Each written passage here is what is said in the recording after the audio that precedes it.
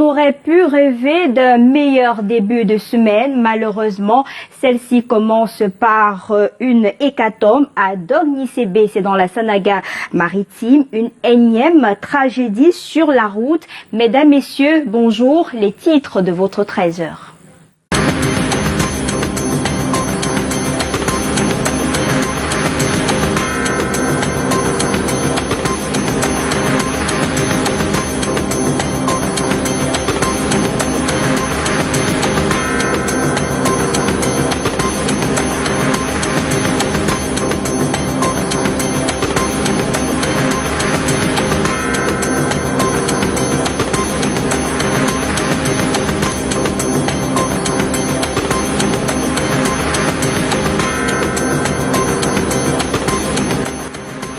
Mort dans la chute d'un camion dans la rivière Leb-Leb dans la Sanaga-Maritime. C'est le bilan ensanglanté d'un nouvel accident sur nos routes. Un camion transportant des ouvriers agricoles a fini son parcours dans une rivière la nuit dernière.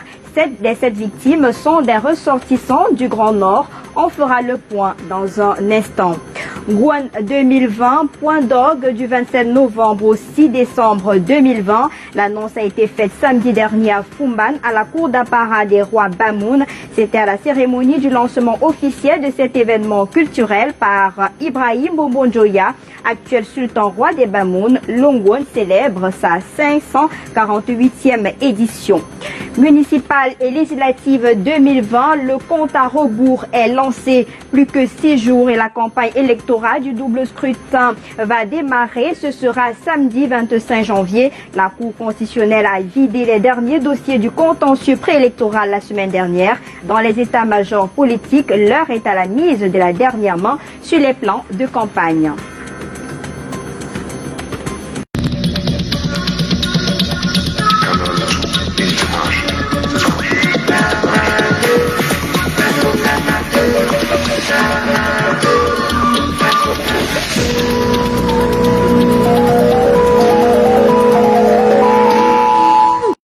Merci de rester fidèle à Canal 2 International. Réveil très lourd ce matin pour les populations du village Dog-Nicébé. C'est dans la Sanaga-Maritime. 7 personnes ont perdu la vie après la chute d'un camion dans la rivière Leb-Leb. Que s'est-il réellement passé la nuit dernière? Élément de réponse avec notre correspondant permanent sur place dans la Sanaga-Maritime, Christian Bock.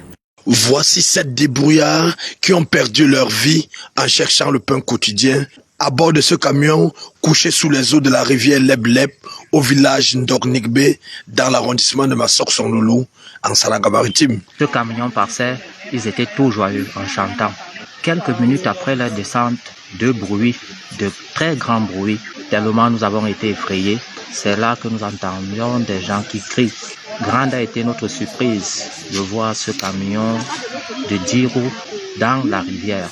Ce camion transportant une tonne de maïs récolté dans les plantations de Gic d'Evelyne Pagal, deuxième adjoint au maire de la commune de Massok-Sonloulou, aux heures tardives, dans la nuit du 18 au 19 janvier, sur ce pont construit en matériaux provisoires et abîmé, alors le pire s'est produit. Et ce qui m'a un peu gêné, les voyages de nuit. Chaque fois qu'il faut qu'ils viennent ici, ils ne viennent qu'en pleine nuit. Donc ce qui m'étonne, c'était l'une des causes. Parce que si c'était en journée, malgré que les villageois sont sortis. Sur les 36 personnes à bord, 29 ont eu la vie sauve, mais on a enregistré plusieurs blessés graves, conduits à l'hôpital Saint-André de Pouma. Le pont est déjà gâté. Dès que j'ai mis au milieu du pont, le pont était cassé. Informé, le préfet de la Sanaga-Maritime est descendu sur le terrain, s'enquérir de la situation. Je voudrais déjà remercier les populations riveraines qui ont secouru, sincères condoléances aux familles civilement éprouvées. C'est un drame et nous prions le Dieu Tout-Puissant pour qu'il accorde la paix. Les corps ont été mis à la morgue de l'hôpital régional annexe de Déa et une enquête a été ouverte pour illustrer les vraies raisons de ce drame. Et pendant ce temps, c'est le corps d'un jeune homme qui a été retrouvé dans une rivière à Melon, dans le département du Mungo, région du littoral. Les causes de ce décès restent encore inconnues. La famille interpelle les autorités à mener une enquête. Junior Roussin. rester avec quoi? Je vais rester avec quoi? Le corps sans vie du jeune Daniel vient d'être retrouvé flottant dans cette rivière appelée Ngaleng au niveau du quartier Pont à Melon. Les hurlements témoignent à suffisance la douleur de cette maman qui vient de perdre son fils de manière mystérieuse. Tout à l'heure, là, j'ai trouvé un enfant je suis en plein boulot. J'ai trouvé l'enfant de passer donc dans l'eau. Donc, les enfants ont commencé à crier. Que voilà un enfant qui passe dans l'eau. Voilà un enfant qui passe dans l'eau. C'est là je lance l'œil. Même celle qui est calée dans ses propres noix. Avec n'a piqué dans du go, du go. Là, je bondis dans l'eau pour aller arrêter l'enfant envoyé tout juste derrière. Subitement, j'ai pris la moto, il faut alerter à la brigade. Tôt le matin, Daniel était encore en vie. Sa mère l'aurait laissé bien portant. Mais quelques heures plus tard, les passants sont alertés par les cris de certains enfants qui découvrent de manière stupéfaite le corps flottant du jeune Daniel. Ils vont m'appeler, colonel passe là, on m'a appelé, je suis la moto, on m'interpelle. Je m'arrête brusquement, je du sang de la moto, on dit colonel c'est grave, viens voir toi-même. J'arrive au bord de l'eau, comme tu vois là, je trouve l'enfant presque au bord d'abord de l'eau, déjà en train de baver comme on l'a déplacé pour mettre au vestiaire de la rivière. Alertés, les forces de maintien de l'ordre sont descendues sur le lieu. Le corps a été transporté et une enquête a été ouverte pour déterminer les mobiles de cette mort tragique qui fait grand bruit à Melon, dans le département du Mungo. Et ce qui fait grand bruit à Douala depuis ce matin, c'est ce litige foncier qui met en branle toute une famille à la rue King Aqua, dans la cité économique, une affaire qui divise une octogénaire et son frère.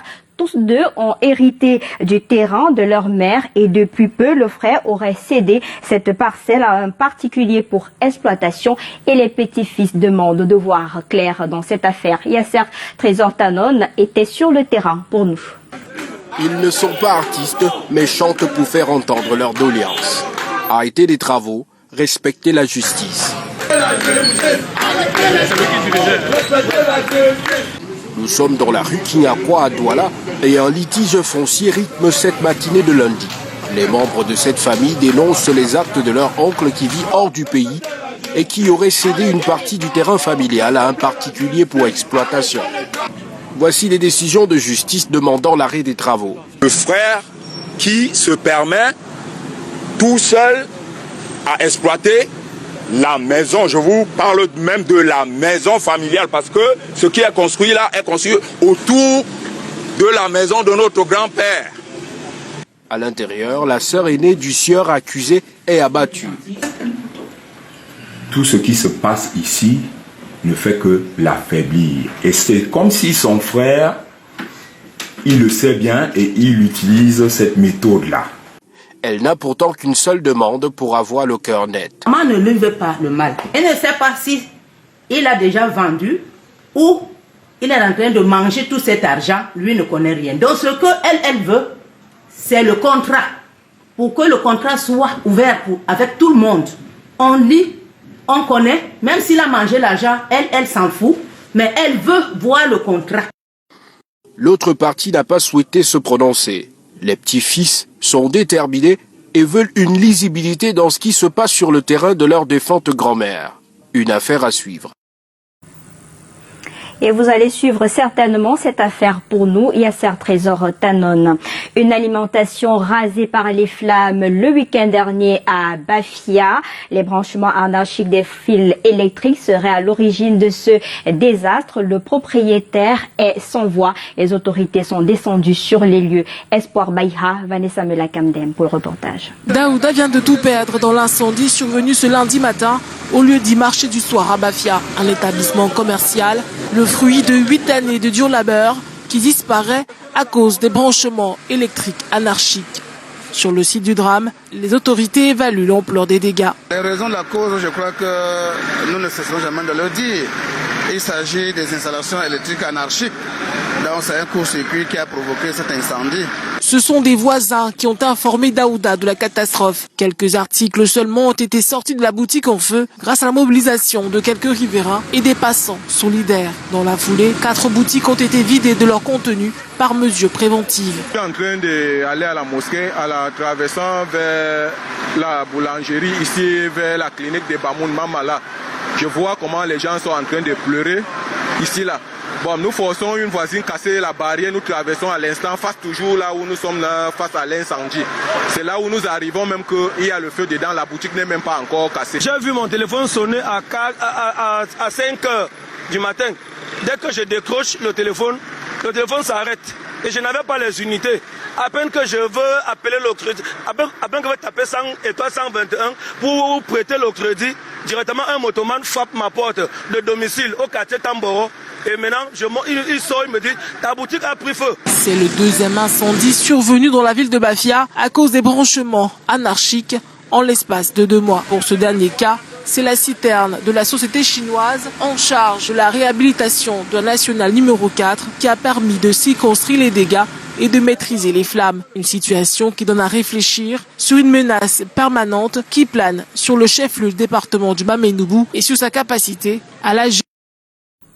À Bomban, un nid d'insécurité depuis quelques semaines, assassinats, braquages, suicides et autres font partie du quotidien de cette localité, une sorte de ville cruelle. Les populations débordées interpellent les pouvoirs publics. Michael Tipkio Kizito Koumaï.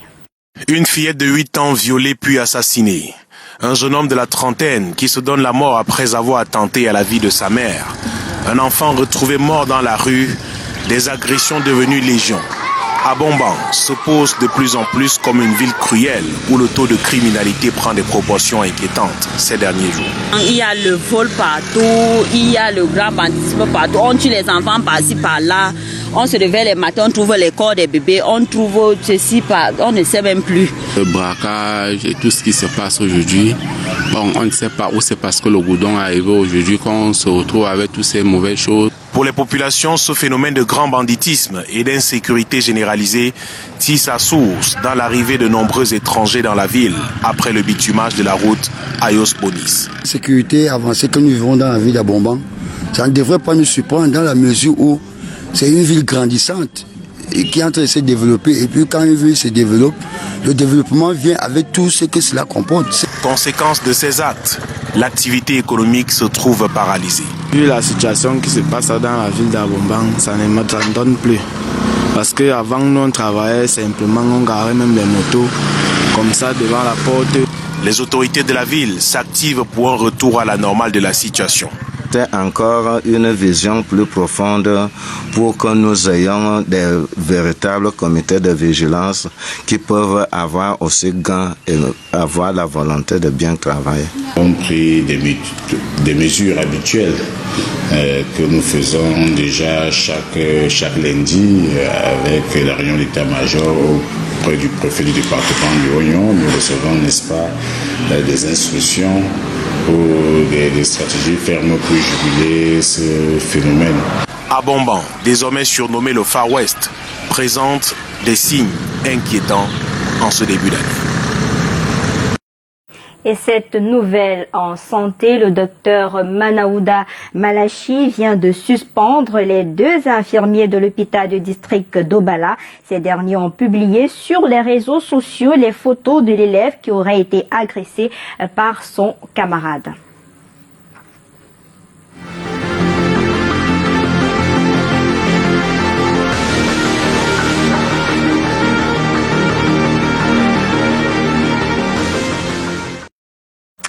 C'est la dernière ligne droite pour ce qui est du double scrutin de février 2020. La campagne sera lancée samedi prochain.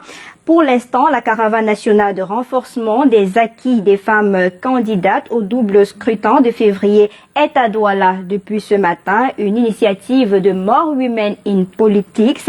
Mais avant Douala, cette caravane était dans la ville de Bafoussam et on prend des précisions avec Michel Solution Foucault.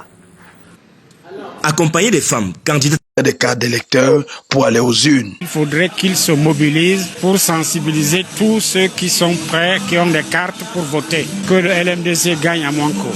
La présence massive des militants et militantes sympathisants du parti MLDC au foyer de Mouanko démontre à suffisance l'intérêt porté sur les candidats à cette élection municipale. Le scrutin complet du 9 février nous a donné l'occasion de nous réveiller et nous comptons aujourd'hui mobiliser le maximum de personnes qui nous étaient acquis hier et qui sont repartis ailleurs parce que le lassisme et l'endormissement que nous avons connu. Au-delà de cette présentation, il a été aussi question pour la section régionale de Mouanko de faire le bilan de ses activités, de poser les problèmes au président national et de lui présenter des vœux de nouvel an. Que les militants se réveillent afin de lutter vraiment contre le parti au pouvoir. C'est pour cela donc que nous avons émis le vœu de bien vouloir l'appeler pour le vœu avant la campagne que nous sommes en train de préparer mûrement. Le MLDC, qui n'a que présenté une seule liste à ces élections et dont l'arrondissement de Mouanko est le fief, irait en compétition municipale avec pour adversaire le RDPC et le PCRN de Cabralibi. Et la Cour constitutionnelle a vidé les derniers dossiers lors du contentieux préélectoral. C'était la semaine dernière. Et la bonne nouvelle, la liste du FSNC est réhabilitée dans la circonscription de Garoua 2. C'est dans le nord Cameroun. La sérénité est de retour dans les rangs de ce parti, prêt pour la campagne qui démarre donc samedi prochain. Des précisions avec Aimé Catherine Moukouri et Aïssatou Bouba. Le tribunal administratif de Garoua a rendu son verdict suite aux requêtes en annulation de certains candidats. Une issue favorable pour l'opposition. L'Union nationale pour la démocratie et le progrès, le Front pour le salut national du Cameroun ont vu leur liste réhabilitée. La justice a fait son travail. C'était un débat. C'était un débat houleux, vous avez entendu, les gens se sont défendus, ils ont trouvé que les arguments que l'adversaire a présentés n'étaient pas fondés. La justice a fait son travail, nous avons confiance en la justice camerounaise, elle est libre et indépendante. Nous avons appris cette nouvelle avec l'enthousiasme, avec beaucoup de plaisir. Quand mon secrétaire administratif m'a appelé au téléphone, j'ai crié de joie. C'était émouvant, on était très contents. Et à notre militant, il faut qu'on redouble d'efforts. Avant, nos militants étaient un peu fragilisés, vu la liste a été disqualifiée. Aujourd'hui, nous sommes revenus à la course. Vraiment, nous sommes sur le terrain, nous allons nous battre pour remporter la bataille. Pour le Rassemblement démocratique du peuple camerounais, l'heure est donc à la mobilisation pour barrer la route à l'opposition. Le RDPC se prépare activement pour affronter le 9 février 2020 à ces échéances électorales. Pour nous, c'est les municipalités où nous, on a eu des problèmes, où on avait éliminé la liste de l'UNDP et l'UNDP avait éliminé celle du FNSC. Donc, nous la préparons activement, ces élections. Les partis en lice, la bataille peut à présent commencer à Garoua 2.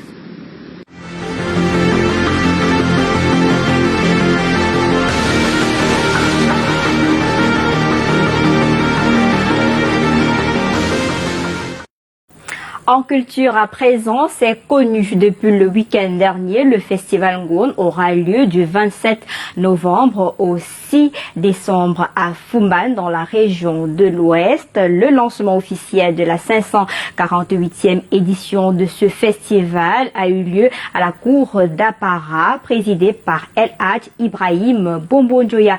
Des précisions avec Aimé Moukoko et Njoya Nordine.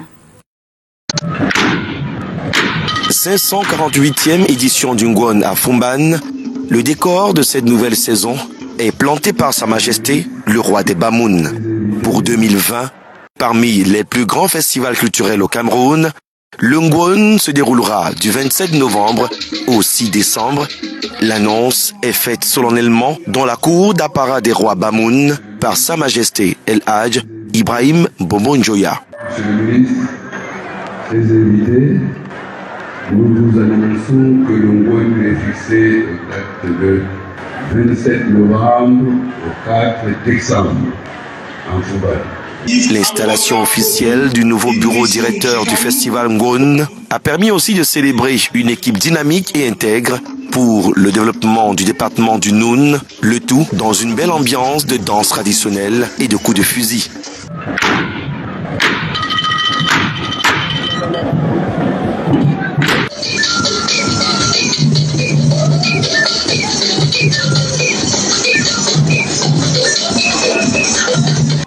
C'était par ailleurs l'occasion de présenter le bilan de la dernière édition 2018 devant un nombre important de partenaires, autorités administratives, invités spéciaux et au grand public à la Maison de la Culture des Rois Njoya. Tout le monde était satisfait et croit vraiment à ce fait tout ce qui est. Le SICA a lancé la cérémonie et c'est tous les membres qui sont contents de revoir ici d'exemple, cette grande cérémonie, cette rencontre de membres. Notons que la 548e édition du festival Ngone est placée sous le thème « Creuser des ressources de la jeunesse pour la pérennisation et le rayonnement ».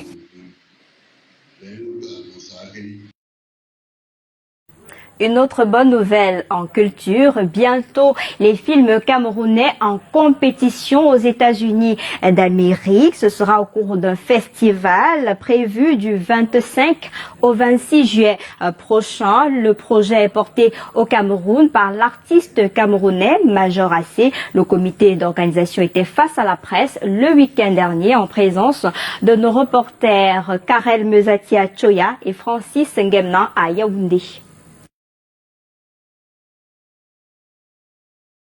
Le talent cinématographique camerounais mis en exergue, c'est l'un des 3 films produits chez nous qui seront projetés par Harris New York lors de la toute première édition du Sahel Festival qui se tiendra du 24 au 26 juillet 2020 dans les États de Maryland et Washington aux États-Unis d'Amérique. Le Cameroun sera valablement représenté à cet événement annuel dédié à la promotion de la culture africaine à travers le cinéma, la musique, la danse, la comédie, entre autres. Projet porté au Cameroun par l'artiste humoriste Major AC qu'on ne présente plus. J'ai été contacté, on m'a dit comment on fait pour vendre. On m'a demandé comment on fait pour vendre l'art africain aux Américains. Je me suis assis, j'ai écrit le projet a été validé, bien évidemment par une grande dame qu'on a vu là, Rikiat White, et puis Aïcha Monde qui est à Londres. Rikiat elle est aux États-Unis. Une fierté pour ces jeunes qui brillent à travers leur art.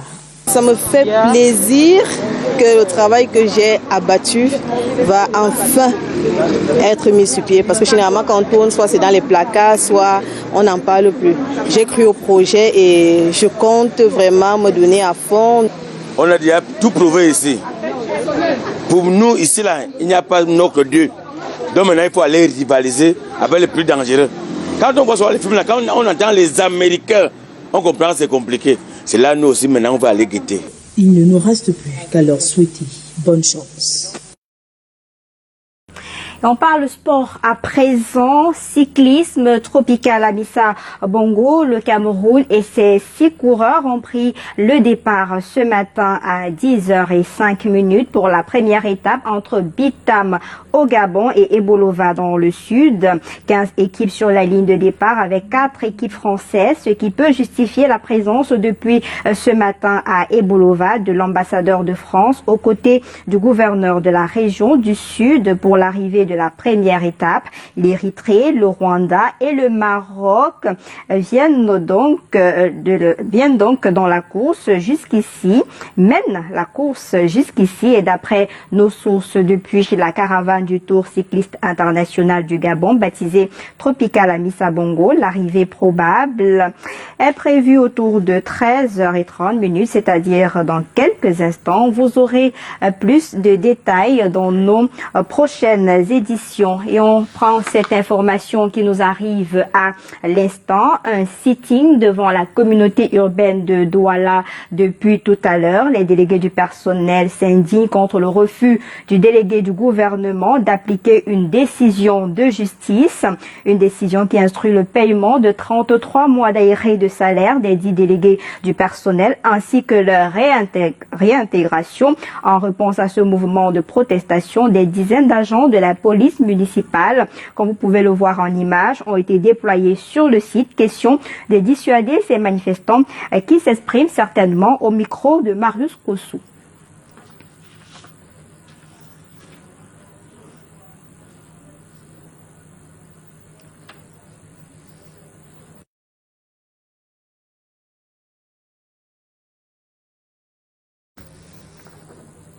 On aura d'autres précisions dans nos prochaines éditions. Ce sera à 19h50, présenté par Aimé Catherine Moukouri à Douala, Alain Gislan Kanga à Yaoundé, mais avant à 15h30, ce sera Écho des régions. Pour l'édition de ce 13h, Aimé Moukoko, équipe technique, Colin Souwonchuan, Cyril Kayak et Nonga. On aura le plaisir d'être des vôtres demain à 13h. Bon après-midi sur Canal 2 International.